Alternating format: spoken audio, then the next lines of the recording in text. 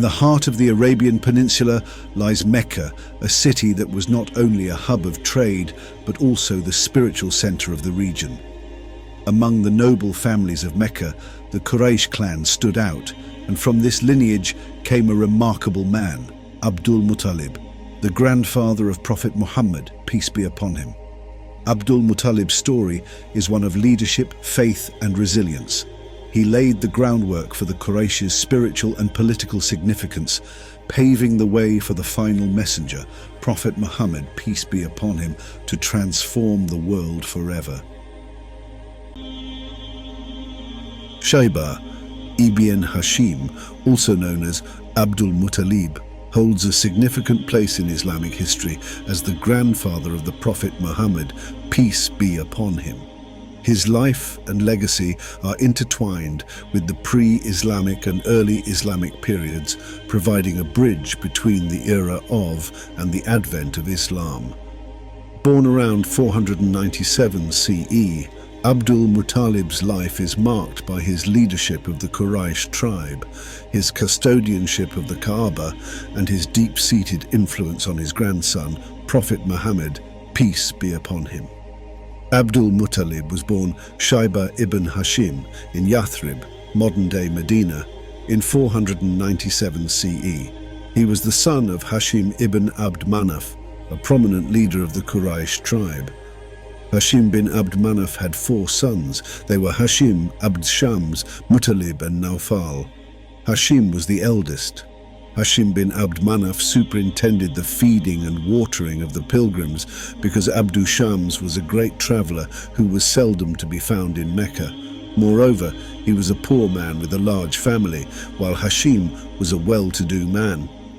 Hashim is credited with taking on the responsibility of providing food and water to pilgrims who visited Mecca, particularly during the Hajj season. This service, known as SIQAYA, providing water, and Rifada, providing food, became an honored tradition and a source of prestige for the Quraysh tribe. It is alleged that when pilgrims were there, Hashim got up and addressed Quraysh thus: "You are God's neighbors and the people of his temple. At this feast come to you gods, visitors and pilgrims to his temple. They are God's guests, and his guests have the best claim on your generosity, so get together what food they will need for the time they have to stay here. If my own means were sufficient, I would not lay this burden upon you." Thereupon they taxed themselves, each man according to his capacity, and used to provide food for the pilgrims until they left Mecca. It is also believed that Hashim was the first to institute the 2 caravan journeys of the Quraysh, summer and winter. The Quraysh sent trade caravans to Yemen in winters and to the northern regions in summers. Hashim was the first one to do that. Hashim went to Medina and married Salma bint Amr from the influential Banu Najjar clan. Salma bint Amr was a woman of high position and would only marry on the condition that she would retain control of her affairs. If she disliked a man, she left him. To Hashim, she bore Abdul Muttalib and called his name Shayba. Hashim left him with her while he was a little boy. Hashim bin Abd Manaf died in Gaza in the land of Syria while traveling with his merchandise, and Al-Muttalib bin Abd Manaf, his younger brother, assumed the right of feeding and watering the pilgrims. He was younger than both Hashim and Abd Shams. He was held in high esteem among his people, who called him Al-Faid on account of his liberality and high character. Mutalib bin Abd Manaf went to Medina to take Shayba away and bring him up among his people in his town of Mecca, but Salma declined to let him go with him. She was deeply attached to her only son, Shayba. Having lost her husband, Hashim, she was particularly protective of Shayba and wanted to ensure his safety and well-being. She feared that sending him to Mecca, far from her care, might not be in his best interest. Salma belonged to the Banu Khazraj tribe in Yathrib, Medina. She wanted Shayba to grow up in her hometown, where he would be surrounded by her family and tribe. In her view, this would provide him with a supportive and familiar environment. Mutalib reminded Salma of Shayba's prestigious lineage as the son of HASHIM ibn Abd Manaf, one of the most respected leaders of the Quraysh tribe. He emphasized that it was important for Shayba to be raised among his father's people in Mecca, where he could learn about his heritage and assume his rightful place in society. Mutalib assured Salma that Shayba would have greater opportunities in Mecca, including access to leadership roles, wealth, and a prominent social position within the Quraysh tribe. He convinced her that Mecca was the best place for Shayba to fulfill his potential and continue his father's legacy. It is popularly asserted that Shayba refused to leave her mother without her consent. This she ultimately gave. So his uncle took him away to Mecca, riding behind him on his camel. When Mutalib and Shayba arrived in Mecca, the people of the city, seeing the young boy with Mutalib, assumed that Shayba was Mutalib's slave. To this, Mutalib replied, "Rubbish, this is my nephew whom I have brought from Medina." The people began to refer to Shayba as Abdul Muttalib, which means the servant of Mutalib, or Mutalib's servant. Al-Muttalib died in Ramadan in Yemen. After Mutalib ibn Abd Manaf, the responsibility of providing water to the pilgrims, or SIQAYA, was taken over by his nephew, Abdul Muttalib ibn HASHIM. Abdul Muttalib, who was Mutalib's nephew, inherited this prestigious duty as part of his leadership role within the Quraysh tribe. The role of SIQAYA continued to be an important duty in Meccan society, and it remained within the lineage of Abdul Muttalib. His descendants, particularly those from the Banu Hashim clan, continued to play key roles in Meccan society, with the legacy of providing for pilgrims being an essential part of their responsibilities. One of Abdul Muttalib's most notable achievements was the rediscovery of the Zamzam well, which had been buried and forgotten for centuries. Abdul Muttalib, the grandfather of the Prophet Muhammad, is known for experiencing a series of significant dreams that led to the rediscovery of the ancient Zamzam well in Mecca. These dreams hold an important place in Islamic tradition and are often recounted to highlight his piety and the divine guidance he received. Abdul Muttalib is believed to be in Hijr, which is a semicircular spot between the wall of the KAABA and Hatim, which is said to contain graves of Hajira and Ismail alayhi salam when the series of dreams came to him. In the first dream, he was instructed to dig a certain spot in Mecca. In this dream, the exact location was not specified, and he did not understand the full significance of the message. The dream simply urged him to dig. The next few nights, Abdul Muttalib had more dreams. Each dream provided a bit more information, gradually revealing the exact location and nature of what he was supposed to dig for. These dreams were persistent and increasingly clear, guiding him to a specific spot near the Kaaba. In the final dream, Abdul Muttalib was explicitly told to dig at a specific location where he would find the well of Zamzam. He was also told that the well would provide water for the pilgrims and the people of Mecca. The name Zamzam was revealed to him in this dream, and he was shown the exact place to dig. The exact place was by the ant's nest where the raven will peck tomorrow. The next day, Abdul Muttalib, with his son Harith, who at that time was his only son, went and found the ant's nest and the raven pecking beside it, between the two idols of Ishaq and Naila, at which the Quraysh used to slaughter their sacrifices. He started digging. When Quraysh saw this, they were enraged and refused to let him dig between their two idols. Abdul Muttalib then asked his son to stand by and protect him while he dug, for he was determined to carry out what was commanded to him. When Quraysh saw his determination, they left him alone. It is said that Al-Harith, as Abdul Muttalib's eldest son, stood by his father's side. Al-Harith provided physical and emotional support to Abdul Muttalib. The task of digging was arduous and required significant effort. Al-Harith worked alongside his father, helping to dig through the tough desert terrain. After days of digging, the perseverance of Abdul Muttalib and Al-Harith eventually paid off. They struck water, and the Zamzam well began to flow once again. This rediscovery was a significant event for Mecca.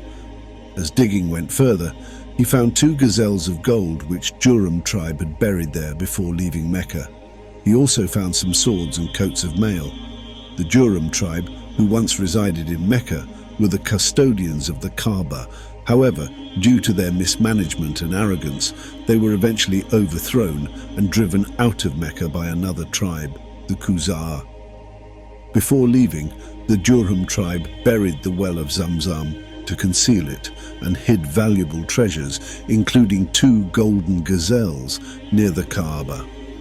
After Abdul Muttalib discovered the Zamzam well and the gazelles of gold, the Quraysh tribe, particularly the other clans within it, argued with him over the rights to the gazelles and the rights to control and manage the well. The various clans also argued that since they were all descendants of Qusay, they had a legitimate claim to share in the management and benefits of the well. They did not want Abdul Muttalib to have exclusive control over such an important resource. Abdul Muttalib wanted to dedicate the 2 golden gazelles to the Kaaba. However, the leaders of the Quraysh believed that the treasure belonged to the tribe collectively. This led to a dispute between Abdul Muttalib and the other Quraysh leaders over who had the right to the golden gazelles. To resolve the dispute, the Quraysh and Abdul Muttalib agreed to consult a soothsayer from the tribe of Banu Sa'd. The soothsayer proposed that they cast lots using arrows to determine the ownership of the treasure. 3 arrows were drawn, 1 for the Kaaba, 1 for Abdul Muttalib, and 1 for the Quraysh. The arrows for the Kaaba and Abdul Muttalib came up, signifying that the golden gazelles would be dedicated to the Kaaba and Abdul Muttalib would keep the swords and armor. The Quraysh's arrow did not come up, meaning they had no claim to the treasure. Abdul Muttalib ordered that the 2 golden gazelles be melted down. The gold from these gazelles was then used to make a covering or plating for the doors of the Kaaba, enhancing its beauty and sanctity. This was the first golden ornament of the Kaaba. The issue of 2 gazelles was sorted out in this manner. However, Quraysh was still not ready to give sole custody of the Zamzam well to Abdul Muttalib. Quraysh had already dug wells in Mecca.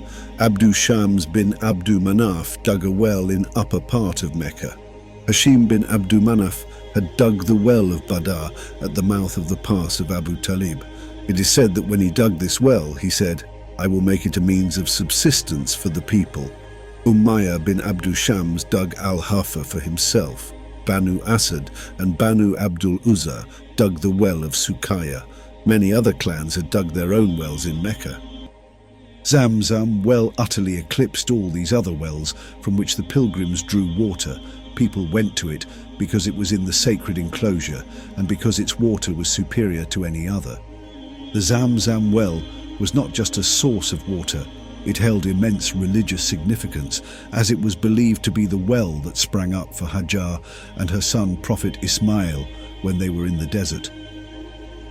Controlling such an important water source was a matter of great prestige and influence, as it allowed the custodian to provide SIQAYA, water to the pilgrims who visited Mecca. When Abdul Muttalib from the Banu Hashim clan discovered the Zamzam well, it increased the prestige of his clan. Other clans, particularly those from the Banu Abd Shams and Banu Nawfal, felt threatened by the rise in status of Banu Hashim and wanted to share in the benefits or even control the well themselves. Abdul Muttalib, when digging the well, had only 1 son at the time, Al-Harith, to help him. The Quraysh leaders mocked Abdul Muttalib for having so few sons to defend his claim, contrasting their own larger families, which could more easily defend their interests. This numerical disadvantage was also used by the Quraysh as an argument against his exclusive control of the well. Abdul Muttalib, confident in his divine guidance and determined to keep the well within his family's control, was proposed that the matter be settled by consulting a woman diviner in Syria, who was a respected figure for such disputes at the time. The diviner was in Syria, so Abdul Muttalib and representatives from the Quraysh set out on a journey to seek her judgment. During the journey, they ran out of water and the situation became dire. While resting and preparing for death, Abdul Muttalib had another vision and was inspired to dig in the ground where they were resting. Miraculously, water sprang forth from the spot where he dug. This miracle was seen as a sign from God that Abdul Muttalib was indeed chosen to be the guardian of Zamzam. Upon seeing this, the Quraysh agreed to let Abdul Muttalib have control over the Zamzam well. They recognized that the miraculous event was a divine sign, and they respected the decision. As a result, Abdul Muttalib and his descendants, including the Prophet Muhammad, retained the guardianship of the Zamzam well. Abdul Muttalib's successful quest elevated his status among the Quraysh. He was seen as a man of faith and determination, further solidifying his leadership position. The well provided a reliable water source, crucial for the survival and growth of Mecca. It attracted pilgrims and traders, boosting the city's economic and social standing. During the excavation of Zamzam well, he faced significant opposition from the Quraysh. At that time, Abdul Muttalib only had one son, Al-Harith, to support and protect him. The Quraysh tried to use this to their advantage. Feeling vulnerable due to his lack of male heirs, Abdul Muttalib made a vow to Allah that if he were blessed with 10 sons who reached adulthood, he would sacrifice one of them in gratitude. In time, Abdul Muttalib was blessed with 10 sons. Remembering his vow, he knew he had to fulfill his promise to sacrifice one of them. To determine which son would be sacrificed, he cast lots using arrows, a common practice at that time to make decisions believed to be guided by a divine will. The lot fell on his youngest and most beloved son, Abdullah, who would later become the father of the Prophet Muhammad. Although Abdul Muttalib was heartbroken, but he was determined to fulfill his vow. However, his family and the Quraysh intervened, urging him to find a way to avoid sacrificing Abdullah. They suggested consulting another soothsayer in Yathrib, later known as Medina, for guidance. The Quraysh told Abdul Muttalib that after consulting the soothsayer, he will have liberty of action. If the soothsayer told him to sacrifice Abdullah, he would be no worse off. And if she gave him a favorable response, he could accept it. The soothsayer asked how much was the blood money among Quraysh. It was 10 camels.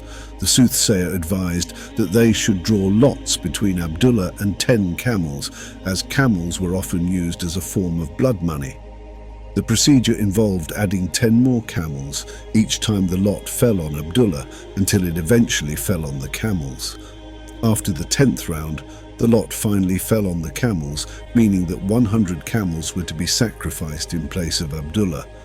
Abdul Muttalib fulfilled the soothsayer's instructions by sacrificing the 100 camels, thereby sparing Abdullah's life. This act was considered a sufficient fulfillment of his vow. The story illustrates Abdul Muttalib's deep piety and his willingness to honor his commitments, even when it involved great personal sacrifice. Abdullah's life being spared was significant, as he would later become the father of the Prophet Muhammad, peace be upon him, an event crucial to Islamic history. As the custodian of the KAABA, Abdul Muttalib played a crucial role in the religious life of Mecca. The KAABA, a sacred sanctuary even before Islam, was a center of pilgrimage and worship for the various Arabian tribes. Abdul Muttalib's stewardship ensured the maintenance and protection of this holy site, a role that bestowed considerable honor and influence upon him and his descendants. Another famous event associated with Abdul Muttalib is the incident of the Year of the Elephant, which occurred around 570 CE, the year of birth of Prophet Muhammad, peace be upon him. In 570 CE, the year known in Islamic history as the Year of the Elephant, Abraha marched towards Mecca with a large army that included elephants, an awe-inspiring sight for the tribes of Arabia who had never seen such creatures used in warfare. The campaign was a bold statement of Abraha's intent to dominate the religious and economic life of the Arabian Peninsula. Abraha, the Christian king or viceroy of Yemen, set out to destroy KAABA. He was an Aksumite Christian. The Aksumite Empire, based in present-day Ethiopia and Eritrea, had extended its influence across the Red Sea to Yemen. Around the mid-6th century CE, the Aksumite king sent an army to Yemen, and Abraha was part of this military expedition. Abraha was initially a military general under the Aksumite governor of Yemen. His military prowess and leadership skills made him a prominent figure in the region. At that time, the Aksumite governor was Ariat, who was appointed by the Aksumite king, the Negus. Ariat was unpopular among the local Yemeni population, which created discontent and instability. Abraha, ambitious and with support from both the local population and parts of the Aksumite forces, decided to challenge Ariat's authority. The conflict between Abraha and Ariat escalated into open confrontation. According to some accounts, the two leaders agreed to settle their dispute in single combat to avoid unnecessary bloodshed. In this duel, Abraha emerged victorious by killing Ariat, thus seizing power as the ruler of Yemen. After defeating Ariat, Abraha declared himself the new ruler of Yemen. He skillfully consolidated his power, gaining the support of the Aksumite king by pledging loyalty to the Aksumite Empire while effectively ruling Yemen as an autonomous state. Abraha established his authority by ensuring the loyalty of both the Aksumite military forces and the local Yemeni tribes. He became known as Abraha al-Ashram. Abraha's rule in Yemen was marked by his efforts to promote Christianity and strengthen his kingdom's infrastructure. He famously built a grand cathedral in Sana'a, the capital of Yemen, with the intention of making it a religious center to rival the KAABA in Mecca. The grand cathedral in Sana'a, known as Al-Kulais, was intended to be a major pilgrimage destination. His goal was to divert the Arab religious focus to Al-Sana. The cathedral was one of its kind, and its kind could not be seen elsewhere in any part of the world. After building the cathedral, Abraha wrote to the Negus saying, "I have built a church for you, O king, such as has not been built for any king before you. I shall not rest until I have diverted the Arabs' pilgrimage to it." Abraha's knowledge of the KAABA became more personal after an incident involving his cathedral. It is said that an Arab, possibly from the Quraysh tribe or another Meccan-related group, defiled the cathedral in protest of Abraha's attempt to compete with the KAABA and divert the Arab pilgrimage to Sana. This act of defiance and defilement of the cathedral angered Abraha. He made inquiries into it and learnt that the outrage had been committed by an Arab who came from the temple in Mecca, where the Arabs went on a pilgrimage, and that he had done this in anger at his threat to divert the Arab pilgrimage to the cathedral, showing thereby that it was unworthy of reverence. Abraha got enraged and swore that he would go to this temple in Mecca and destroy it. Abraha was a Christian ruler, and he sought to promote Christianity in the Arabian Peninsula. By attacking Mecca and demolishing the KAABA, he aimed to diminish the significance of the pagan pilgrimage centered around the KAABA, which was a key religious site for various tribes across Arabia. Mecca was strategically located along the trade routes that connected the Arabian Peninsula with the Mediterranean, Africa, and Asia.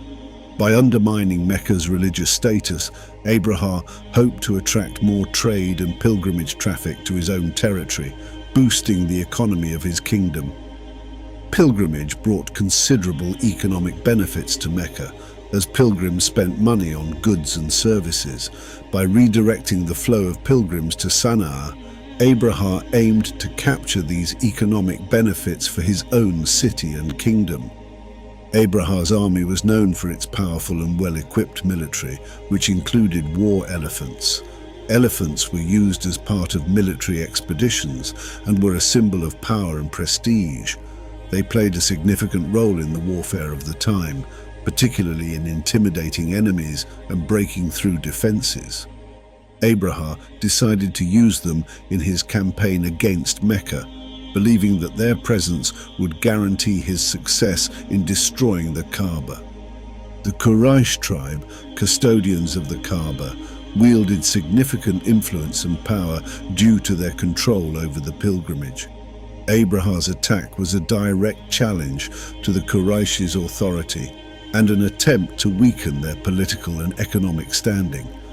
Abdul Muttalib, the patriarch of the Quraysh tribe and the custodian of the Kaaba, found himself at the center of this crisis. When Abraha's army approached Mecca, the initial response from the Quraysh was one of fear and confusion. They realized that their forces were no match for the powerful invading army. Recognizing the futility of armed resistance, the Quraysh gave up the idea of resistance. Abraha camped outside Mecca and sent a messenger instructing him to find out who was the chief notable of the country and to tell him that the king's message was that he had not come to fight the Quraysh, but only to destroy the Kaaba. If they offered no resistance, there was no cause for bloodshed, and if he wished to avoid war, he would return with him. Upon reaching Mecca, Abraha's messenger was told that Abdul Muttalib bin HASHIM was the leading notable. So he went to him and delivered Abraha's message. Abdul Muttalib replied, "God knows that we do not wish to fight him, for we have not the power to do so. This is Allah's sanctuary and the temple of his friend Abraham. If he defends it against him, it is his temple and his sanctuary, and if he lets him have it by God, we cannot defend it." Abraha's messenger replied that he must come with him to Abraha, for he was ordered to bring him back with him. Abdul Muttalib accompanied him along with one of his sons. Abdul Muttalib was a most impressive, handsome and dignified man, and when Abraha saw him, he treated him with greatest respect so that he would not let him sit beneath him. Abraha could not let the Abyssinians see him sitting beside him on his royal throne, so he got off his throne and sat upon his carpet and made Abdul Muttalib sit beside him. During the meeting, Abdul Muttalib displayed a calm and dignified demeanor. Abraha, impressed by Abdul Muttalib's presence, initially thought he would plead for the Kaaba's safety. He told his interpreters to inquire what Abdul Muttalib wanted, and the reply was that he wanted the king to return his 200 camels that were taken away by him. Abraha replied, "You pleased me much when I saw you.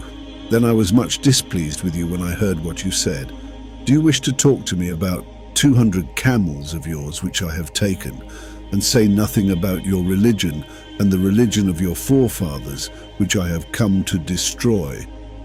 Abdul Muttalib famously replied, "I am the lord of the camels, and the house, Kaaba, has a lord who will protect it." When Abraha said that he could not defend it against him, Abdul Muttalib replied, "That remains to be seen. Give me back my camels." It is also said that different tribes and clans of Mecca offered Abraha 1/3 of their cattle in return for not destroying the Kaaba, but Abraha refused. Following the meeting, Abdul Muttalib advised the people of Mecca to evacuate the city and seek refuge in the surrounding mountains. This strategic withdrawal minimized potential loss of life. Abdul Muttalib then led a small group to the Kaaba, where they prayed earnestly for divine intervention to protect the sacred site. After that, they went into passes and mountains of Mecca, taking up defensive positions, waiting to see what Abraha would do when he occupied Mecca.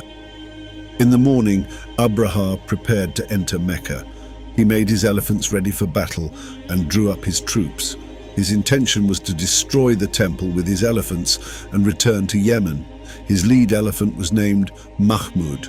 When they made the elephant face Mecca, the elephant knelt and sat down.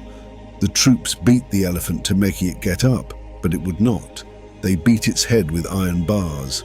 They struck hooks into its underbelly and sacrificed it, but it would not get up. Then they made it face Yemen, and immediately it got up and started off. When they set it towards the north and the east, it did likewise, but as soon as they directed it towards Mecca, it knelt down. It was not just Mahmud. Other elephants also started doing the same. They refused to march towards Mecca. Abdul Muttalib's faith was rewarded with a miraculous event. As Abraha's army prepared to attack, flocks of birds known as ababil appeared in the sky. These birds pelted the invaders with stones of baked clay, which caused widespread panic and destruction in Abraha's ranks. This event is described in the Quran in Surah Al-Fil, chapter of the elephant. Have you not seen how your Lord dealt with the owners of the elephant? Did he not make their plan go astray? And he sent against them birds in flocks, striking them with stones of baked clay, and he made them like eaten straw. Quran 105, 1, 5. It is said that God sent upon them birds called ababil from the sea, like swallows and starlings. Each bird carried 3 stones, like peas and lentils, 1 in its beak and 2 between its claws. Everyone who was hit died, but not all were hit. They withdrew in flight by the way they came. The birds dropped these stones on Abraha's army, and the stones miraculously caused severe injury or death to the soldiers. After the devastating attack by the birds and the miraculous refusal of the elephants to move, Abraha's army was forced to retreat in disarray. Many of his soldiers died from the injuries inflicted by the stones, and those who survived were in a weakened state. Abraha himself is said to have survived the initial attack, but later succumbed to his injuries or illness on the return journey to Yemen. Abraha was smitten in his body, and as they took him away, his fingers started falling off one by one. He soon died after reaching Sana. His defeat was seen as a clear sign of divine protection over the KAABA, and it solidified the significance of Mecca as a sacred site. The miraculous protection of the KAABA elevated Mecca's status as a sacred and inviolable sanctuary. This enhanced the prestige of the Quraysh tribe and solidified their role as the guardians of the KAABA. After this event, the Arabs held the Quraysh in great honor, saying, "They are the people of God. God fought for them and thwarted the attacks of their enemies." This event also has a lot of references in Arabic literature and poetry. Many poems were composed on this theme. The Year of the Elephant became a significant point of reference in Arabian history. It was a powerful narrative that underscored the themes of faith, divine justice, and the protection of sacred spaces. Abdul Muttalib was right in the center of it. The Prophet Muhammad, peace be upon him, was born in the same year, the Year of the Elephant in 570 CE. After his birth, his mother sent to tell his grandfather, Abdul Muttalib, that she had given birth to a boy and asked him to come look at him. Abdul Muttalib took the newborn Prophet Muhammad, peace be upon him, to KAABA. There he stood and prayed to Allah, thanking him for this gift. When Prophet Muhammad, peace be upon him, was 6 years old, his mother passed away. She died in Abwa between Mecca and Medina. Thus the Prophet Muhammad, peace be upon him, was left to his grandfather, for whom they used to make a bed in the shade of KAABA. His sons used to sit round the bed until Abdul Muttalib came out to it, but none of them sat upon it out of respect for him. The Prophet, peace be upon him, still a young boy, used to come and sit on it, and his uncles would drive him away. When Abdul Muttalib saw this, he said, "Leave my son alone, for by Allah he has a great future." Then he would make him sit him on his bed and would stroke his back with his hand. This familial bond provided Muhammad with a strong foundation of moral and ethical values that would later shape his prophetic mission. Abdul Muttalib's influence on Prophet Muhammad, peace be upon him, extended beyond mere guardianship. The stories of his wisdom, courage and piety left a lasting impression on the young man, who would later draw upon these qualities in his own life. Moreover, Abdul Muttalib's status as a respected leader and custodian of the KAABA added legitimacy to Prophet Muhammad's, peace be upon him, prophetic claims, aiding in the initial acceptance of his message by some segments of the Quraysh. The relationship between Abdul Muttalib and Prophet Muhammad, peace be upon him, had long-lasting effects on the latter's life and mission. The ethical and moral foundation laid by Abdul Muttalib's example helped shape Prophet Muhammad's character and leadership style. His reputation as Al-Amin, the trustworthy in Mecca, can be traced back to the values instilled by his grandfather. During Prophet Muhammad's, peace be upon him, youth, Mecca was a bustling trade center where various tribes and merchants gathered. Commercial transactions and contracts were essential for the economy, but disputes often arose over fairness and honesty in trade. Once, a dispute arose over a commercial transaction involving a stranger from Yemen who had come to Mecca. This stranger had conducted business with a Meccan merchant, but was treated unfairly or deceived in the transaction. Feeling wronged, the Yemeni sought justice, but faced challenges due to his outsider status and lack of local support. Abdul Muttalib, as a respected leader and elder of the Quraysh, took a proactive stance to resolve the issue fairly. He gathered influential leaders and members of various tribes in Mecca, including his grandson Muhammad, peace be upon him, who was known for his honesty and integrity even before his prophethood. The tribes of Quraysh assembled in the house of Abdullah bin Judan, the most senior Quraysh leader who enjoyed a great reputation.